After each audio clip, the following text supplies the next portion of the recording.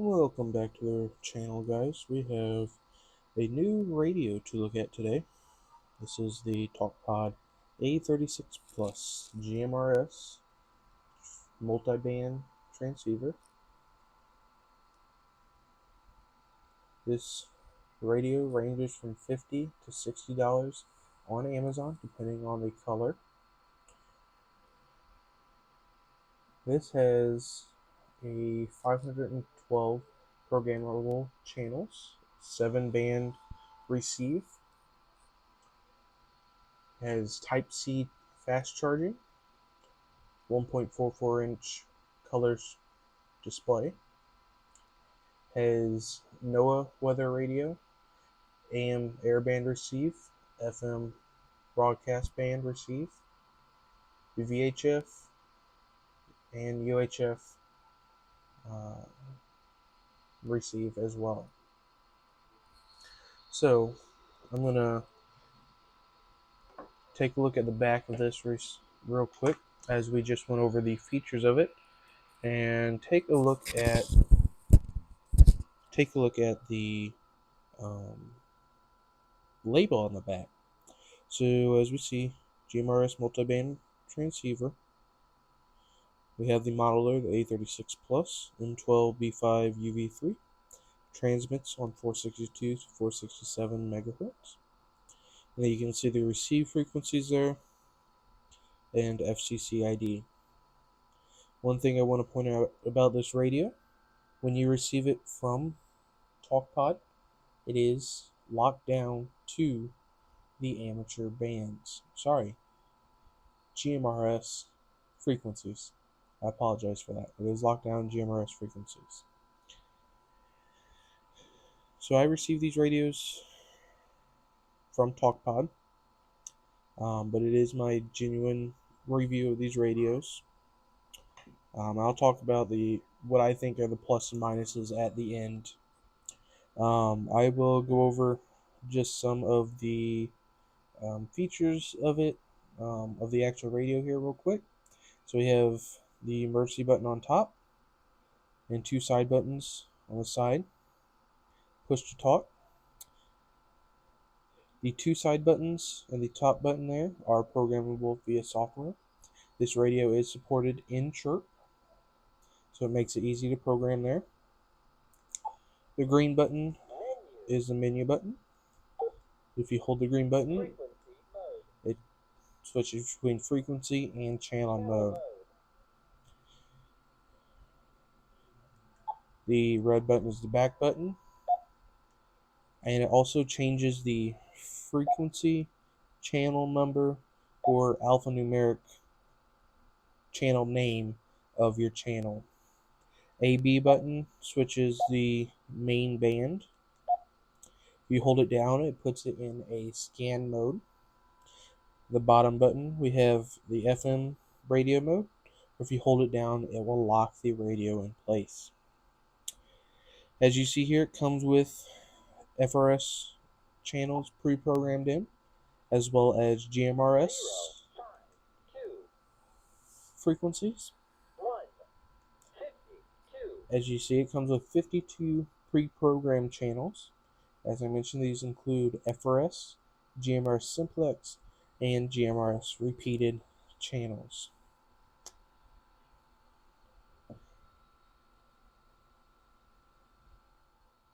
Alrighty, next we're going to take a look at the output power of this radio.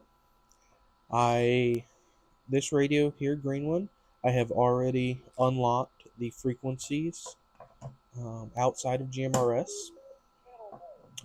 So that's why you'll see it will transmit on other frequencies besides GMRS. Alright, so here we have the forward power. I'm on FRS channel 1 and high power. Yep, as you can see there. If I transmit on high power, I'm putting out approximately 5 watts, 4.99. If I change this to low power,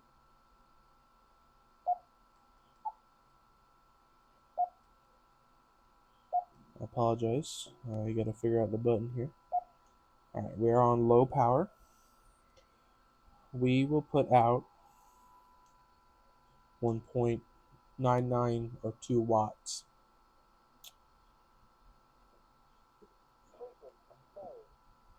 I'm now on 146.520, the national calling frequency, and that was high power, and that puts out almost 8 watts, 7.51. If I put that on low power, as you can see, it is now low power. And if I key up again, I get about 2.5 watts low power for VHF. Alrighty, some of the good, the bads, and the uglies. So, the good with this radio is this is a great radio to get you into GMRS if that's what you're just interested in. It's not necessarily the cheapest radio, being $60. There's other radios out there, I believe, that you could get cheaper, especially for the quality of build on this. Some things I'll mention out. The plastic here, it feels very plasticky. I did a review on the UV17R, and this is much more cheaper. It's also much more smaller than the UV17R. I should rephrase that. It's much more cheaply built than the UV17R. This belt clip here, the entire thing is plastic, and I believe the slightest, first time that gets pulled on hard, it will break. That's my opinion of it. The other thing is the dust cover here for the side. It uses a Kenwood 2-pin, but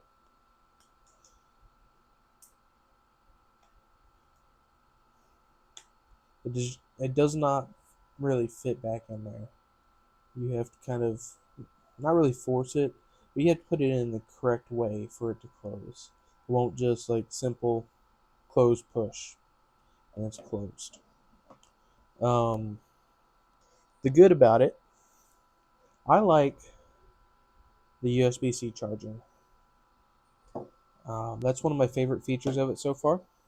And the reason I like that is because you can take a USB charger anywhere with you and charge it. It doesn't take up that much space if you're on the road or out in the field or whatever the case may be. It's easy to plug a USB into a power bank or a car cigarette lighter or whatever it may be and charge the radio.